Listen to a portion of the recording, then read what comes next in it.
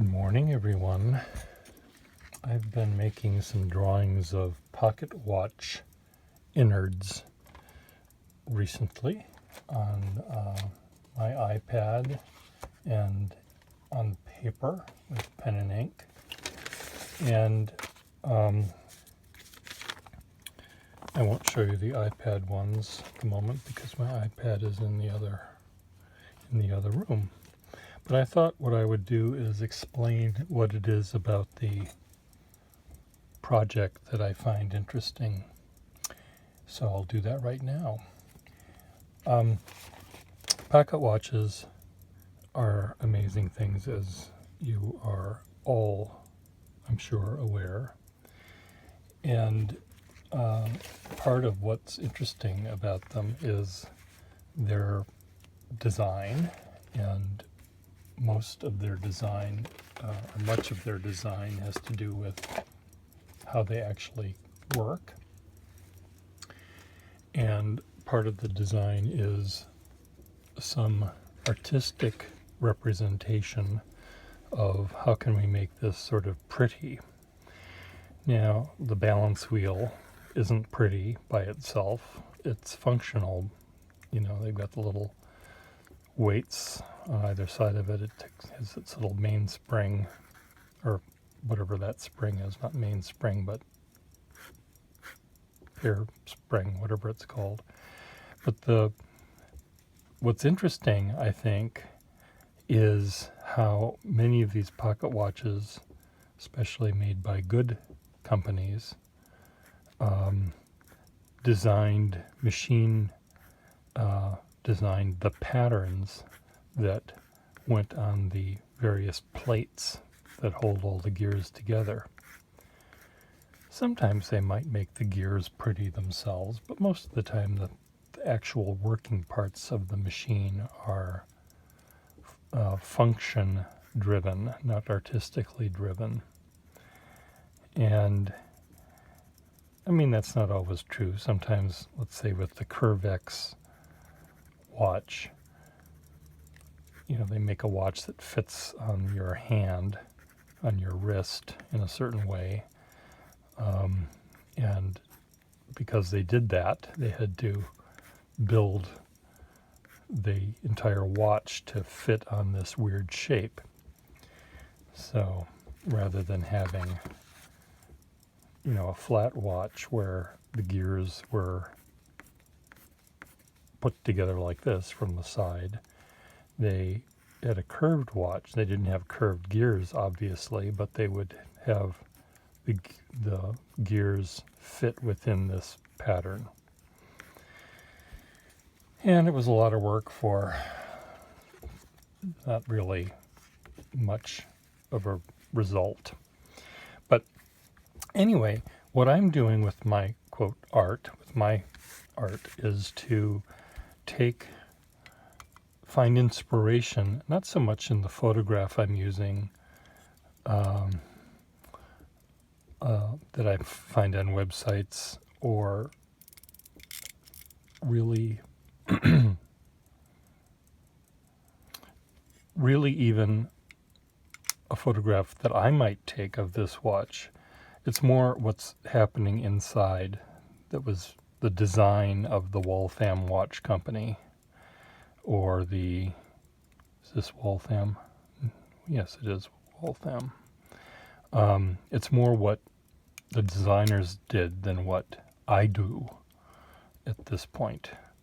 Now, when I draw the human body, which I do quite often, there are many professional models that send me their picture, and they're already artistically rendered.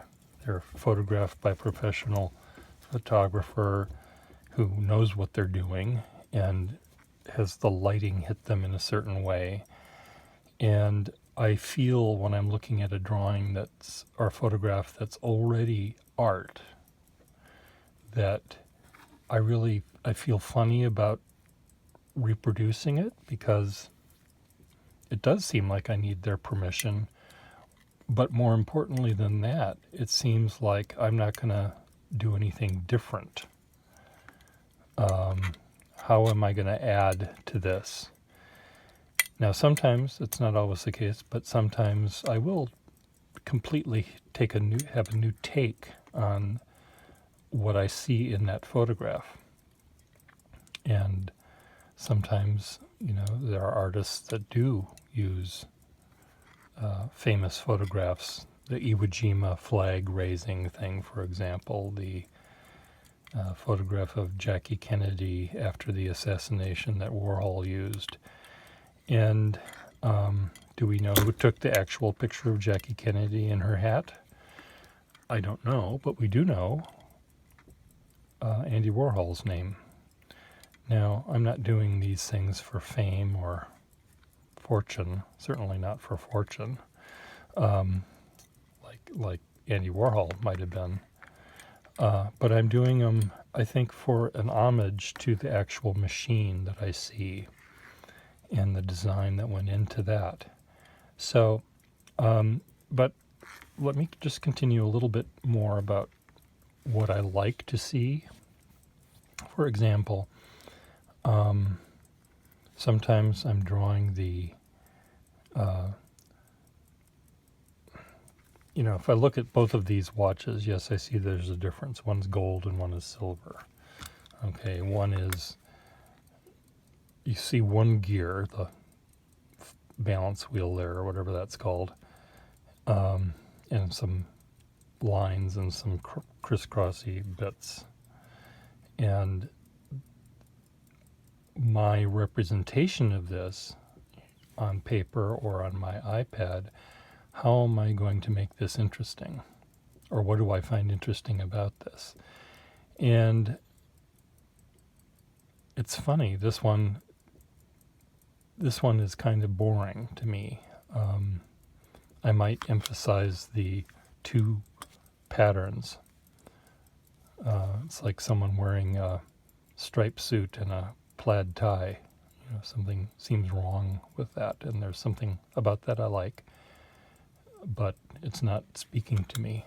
This one is speaking to me a little bit more, but part of it is due to the fact that it's a three-dimensional object. This is kind of flat, where this is, there's all these different hinges and right angles and shadows cast by the stuff that's around the works. So I may change, maybe I'll zoom out and show the whole thing rather than zooming in and showing just the works. So there is some artistic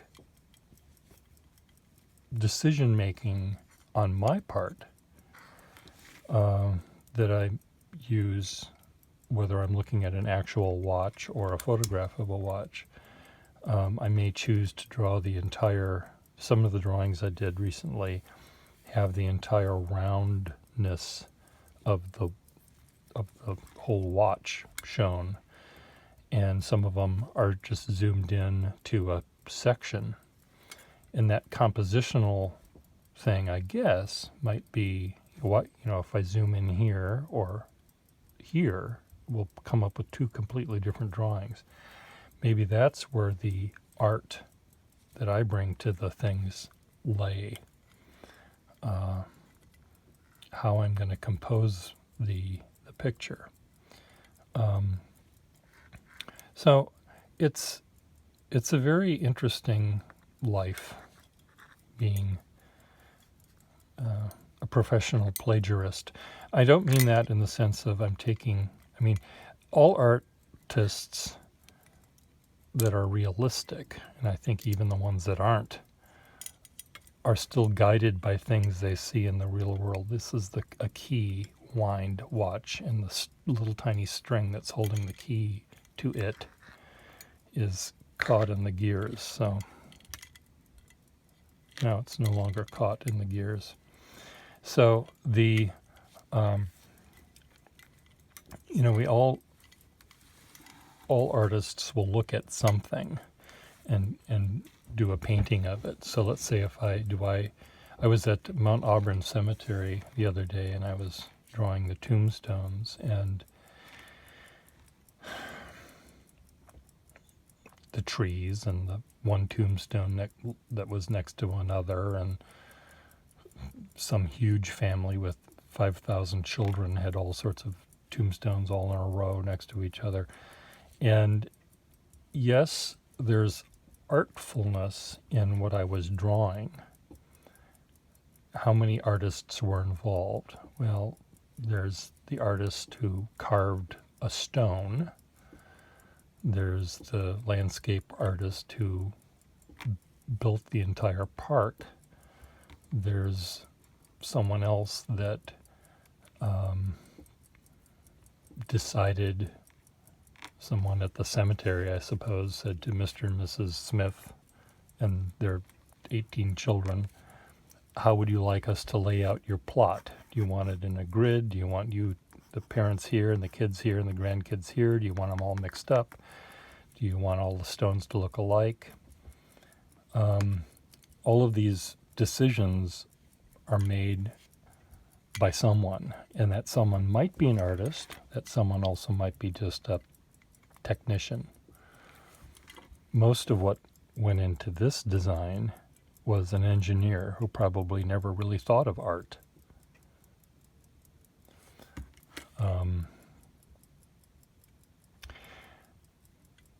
People who take photographs of a car, for example, or a pocket watch, or a fountain pen, or whatever it is they collect, a stamp. Here's a picture of my stamp. And if I were to use the upside down airplane stamp for some art I was doing, would I, who am I, who am I plagiarizing? The U.S. Treasury Department, the Postal Service, the Jenny, the person that designed the airplane, the person who was asleep at the wheel and had them printed upside down, or the stamp collector who actually owns the stamp now and took a picture of it. So it's hard to know who owns the image. Most of the drawings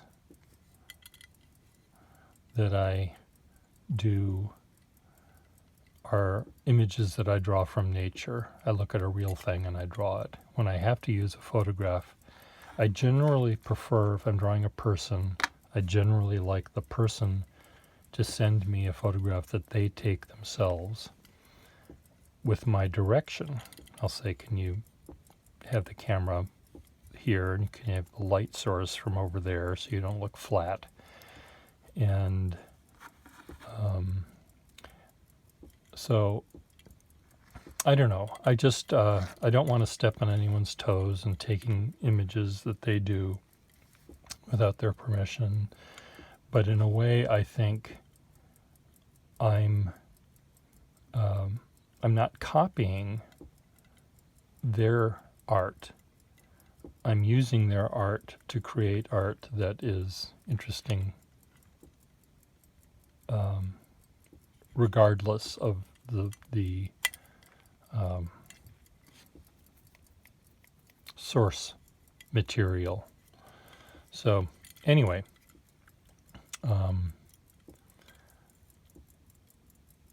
there are other things one can say about what I've been rambling on for 13 minutes about. In the case of the pocket watches, I don't want to make the people who collect these things, whose photographs they posted online, be upset with me, certainly. So I will see if I will remove anything that I've done that, if they don't want to see it, I won't share it with anyone else.